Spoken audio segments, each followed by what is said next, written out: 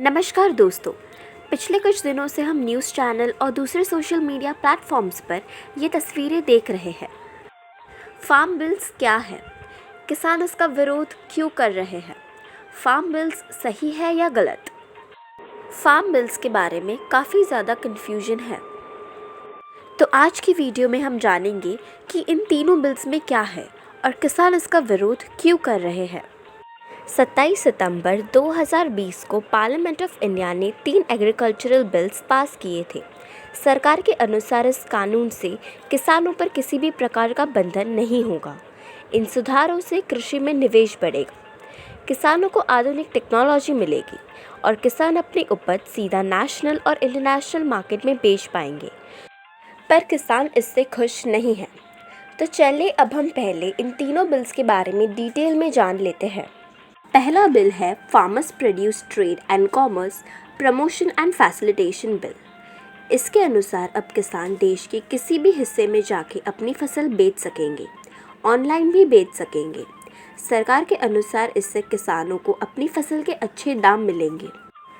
पर किसान इसका विरोध इसीलिए कर रहे हैं क्योंकि अभी तक के सिस्टम में किसान फसल उगाकर राज्य की मंडी में बेचा करते थे। वहाँ उनके फसल की बोली लगती थी। बोली लगाते वक्त किसानों को घाटे से बचाने के लिए सरकार एमएसपी तय करती थी। एमएसपी यानी मिनिमम सपोर्ट प्राइस। इससे फसल खरीदने वाला फिक्स्ड एमएसपी से कम प्राइस में फसल नहीं खरीद सकता। मंडी जो बोली लगाती थी वो किसान और व्यापारी दोनों से 1 से 8% तक मंडी फीस लेती थी। इसका इस्तेमाल राज्य में सड़क वगैरह बनाने में किया जाता था।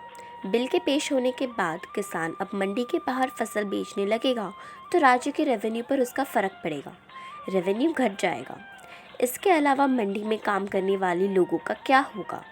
वे बेरोज़गार हो जाएंगे और एमएसपी की भी जो व्यवस्था थी वो एक तरह से ख़त्म हो जाएगी।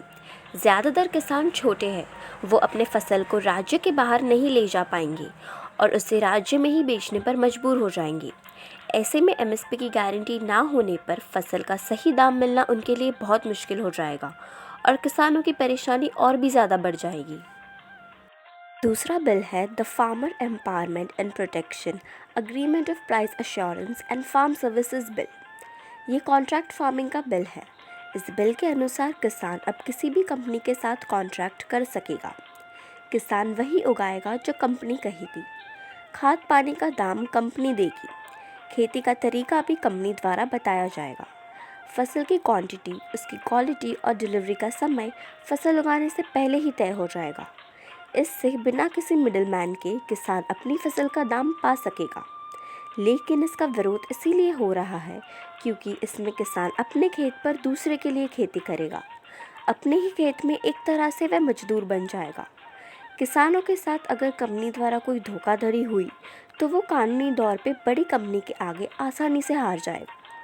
किसानों का कहना है कि निजी कंपनी को फ़ायदा पहुंचाने के लिए ये फैसला सरकार द्वारा लिया गया है।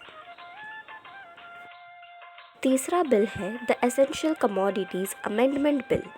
इस बिल में सरकार ने कुछ ज़रूरी फूड प्रोडक्ट्स जैसे अनाज, सब्जियां, कुकिंग ऑयल जैसे सामानों का स्टॉक रखने की परमिशन दे दी है। मतलब व्यापारी जितना चाहिए उतना इन चीज़ों को जमा करके रख सकते हैं। इसका विरोध इसलिए हो रहा है क्योंकि हर इंसान के पास कोल्ड स्टोरेज की व्यवस्था नहीं है। सामान्य लोग तो ज़रूरत के हिसाब से ही बाज़ार से इन चीज़ों को खरीदेंगे, पर जिन व्यापारियों ने किसानों से खरीदकर अपने पास स्टॉक रख लिया होगा वो किसी भी दाम पे उन्हें बेच सकते हैं। किसानों को इसी बात का डर है कि बड़ी कंपनियां स्टॉक रखेगी और फिर प्राइस को कंट्रोल करके प्रॉफिट कमाएगी।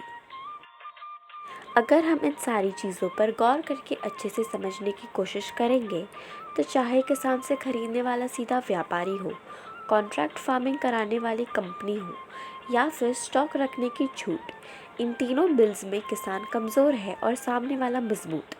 इसीलिए पंजाब, हरियाणा और महाराष्ट्र जैसे प्रदेशों में किसान इसका विरोध कर रहे हैं। अगर आपको हमारा वीडियो पसंद आया हो तो इसे अपने दोस्तों के साथ शेयर ज़रूर करिएगा। Thank you.